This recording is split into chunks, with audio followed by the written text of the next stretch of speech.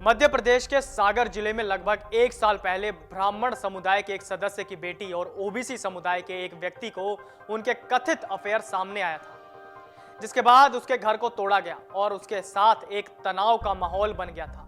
अब एक ऐसा ही कुछ तनाव भाजपा द्वारा प्रीतम लोधी को बर्खास्त करने के बाद पूरे राज्य में पहुंच गया है। दरअसल पूर्व भाजपा विधायक प्रीतम लोधी ने आपत्तिजनक बयान दिया था कि ब्राह्मण और स्वयंभू आध्यात्मिक नेताओं ने महिलाओं को बेवकूफ बनाया और उन्हें पैसे खर्च करने के लिए मजबूर किया, जिसके बाद भाजपा के प्रदेश अध्यक्ष वीडी शर्मा ने उन्हें पार्टी से बर्खास्त कर दिया।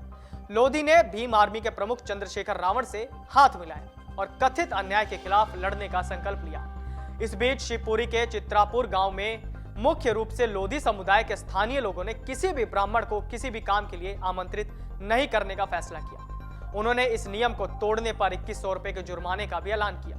ऐसे में अब ओबीसी महासभा राज्य सरकार के खिलाफ 4 सितंबर को बांदा सागर में महापंचायत करने जा रही है। बता दें कि मध्य प्रदेश में लगभग 52% आबादी वाले ओबीसी अब भाजपा की चिंता बढ़ा रहे हैं। भाजपा 2003 में ओबीसी वोटों के समर्थन से सत्ता में आई थी, खासकर लोधी के समर्थन से, जिसका मध्य प्रदेश की 40 सीटों पर मजबूत प्रभाव है, जिसकी मदद से उमा भारती मुख्यमंत्री बनी। बाद में उनकी जगह एक अन्य ओबीसी नेता बाबूलाल गौर को लाया गया और गौर की जगह शिवराज सिंह चौहान को लिया गया। लगातार 3 बार भाजपा की जीत सुनिश्चित करने में ओबीसी मतदाताओं ने अहम भूमिका निभाई। जानकारों का कहना है कि भाजपा को इस मुद्दे से निपटने के लिए मजबूत रणनीति बनानी होगी, क्योंकि ये अगले साल होने वाले विधानसभा चुनाव के लिए खतरनाक हो सकता है। इस बीच भाजपा ने नुकसान को नियंत्रित करने के लिए ग्वालियर से पूर्व विधायक नारायण सिंह कुशवाहा को पार्टी के ओबीसी विंग के प्रदेश अध्यक्ष के रूप में घोषित किया। सितंबर 2021 में सेमरा लहरिया गांव के 25 वर्षीय राहुल यादव को 16 सितंबर को 23 वर्षीय चंचल शर्मा के परिवार द्वारा कथित तौर पर जिंदा जला दिया गया था और छत से धक्का दे दिया गया था। जब वो उससे मिलने गया था, सेमरा लोहरिया गांव में यादव की मौत के बाद पुलिस ने 4 लोगों पर मामला दर्ज कर गिरफ्तार कर लिया और जिला प्रशासन ने ब्राह्मण समाज के सदस्यों के घर को ढा दिया। मध्य प्रदेश में पहली बार ब्राह्मण समुदाय ने राज्य सरकार के खिलाफ एक महापंचायत आयोजित करने की घोषणा की थी और इसके चलते बाद में पुलिस अधीक्षक और जिला कलेक्टर का तबादला कर दिया गया। मध्य प्रदेश में ब्राह्मण समुदाय की कुल आबादी का लगभग 6% है। हाल ही में ब्राह्मण समुदाय के 56 वर्षीय व्यक्ति ने 15 अगस्त को ओबीसी समुदाय की 12 वर्षीय बच्ची के साथ दुष्कर्म किया, जिसके बाद ओबीसी समुदाय ने विरोध प्रदर्शन किया और उसके घर को गिराने की भी मांग की। इस घटना के 5 दिन बाद प्रीतम लोधी पर ब्राह्मण के खिलाफ आपत्तिजनक टिप्पणी करने का मामला दर्ज किया गया था। उन्हें पार्टी से बर्खास्त कर दिया गया और कई स्वयंभू आध्यात्मिक नेताओं ने लोधी के खिलाफ विवादित बयान दिया और यह भी कहा कि उन्हें ब्राह्मण का अपमान करने के लिए मरना चाहिए। हालांकि सफाई देते हुए उस दौरान लोधी ने कहा था कि वो आसाराम और मिर्ची बाबा जैसे आध्यात्मिक गुरु के बारे में बात कर रहे थे, लेकिन अब उन्हें जान से मारने की धमकी मिल रही है। ओबीसी महासभा और भीम आर्मी लोधी के समर्थन में आए और कहा कि उनका इरादा गलत नहीं था और स्वयं घोषित आध्यात्मिक नेताओं द्वारा उन्हें गाली देने के लिए अपना विरोध दर्ज कराया। ओबीसी महासभा के संयोजक धर्मेंद्र कुशवाहा ने कहा कि हमारी लड़ाई राज्य सरकार के खिलाफ है। मध्य प्रदेश में ओबीसी, एससी और एसटी के साथ अन्याय हो रहा है, लेकिन भाजपा के नेतृत्व वाली राज्य सरकार कुछ नहीं कर रही। वो हर बलात्कार के आरोपी का घर तोड़ रहे हैं, लेकिन सागर में उन्होंने घर नहीं गिराया, क्योंकि आरोपी ओबीसी या मुस्लिम नहीं बल्कि ब्राह्मण हैं। हम बहुत स्पष्ट हैं कि भाजपा को अपना रुख स्पष्ट करना चाहिए या चुनाव में परिणाम भुगतना चाहिए। ओबीसी समुदाय भी परेशान है, क्योंकि राज्य सरकार 27% आरक्षण के मामले को अदालत के सामने रखने में विफल रही। लोकेंद्र गुर्जर ने कहा, अगड़ी जाति को खुश करने के लिए भाजपा ओबीसी आरक्षण के मामले को जोरदार तरीके से पेश नहीं कर रही।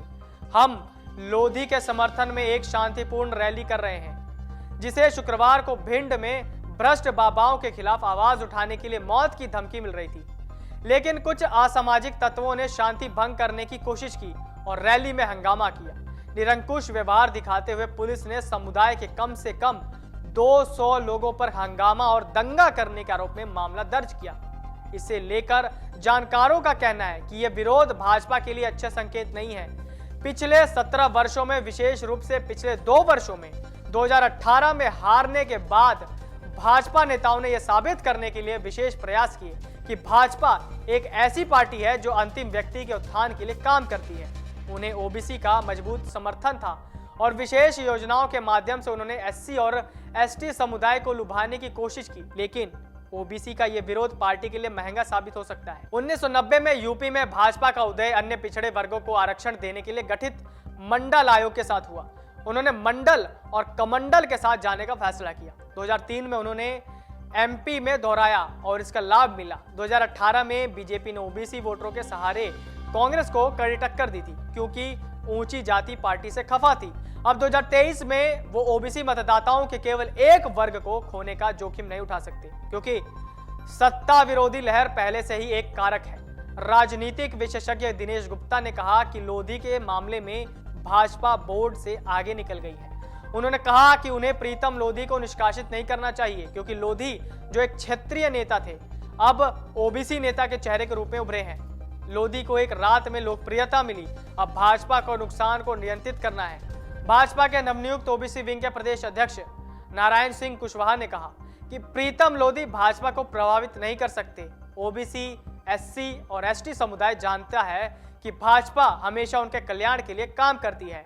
लोधी राजनीति कर रहे हैं और खुद को ओबीसी नेता के रूप में स्थापित करने की कोशिश कर रहे हैं। अन्य समुदाय के खिलाफ आपत्तिजनक टिप्पणी करते हैं, लेकिन वो इसमें सफल नहीं होंगे। प्रीतम लोधी की टिप्पणी के बाद भाजपा पर हमला करने वाले कांग्रेस नेताओं को अब मूक दर्शक बने रहने के लिए चुना गया है।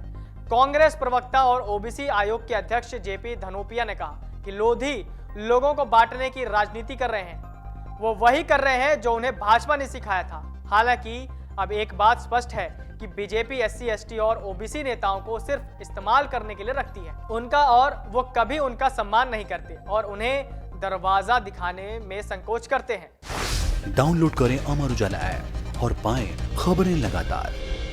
अगर आप ये वीडियो YouTube पर देख रहे हैं तो हमारे चैनल को सब्सक्राइब करें और बेल आइकन को दबाना ना भूलें। अगर आप Facebook पर ये वीडियो देख रहे हैं तो हमारे पेज को लाइक करें।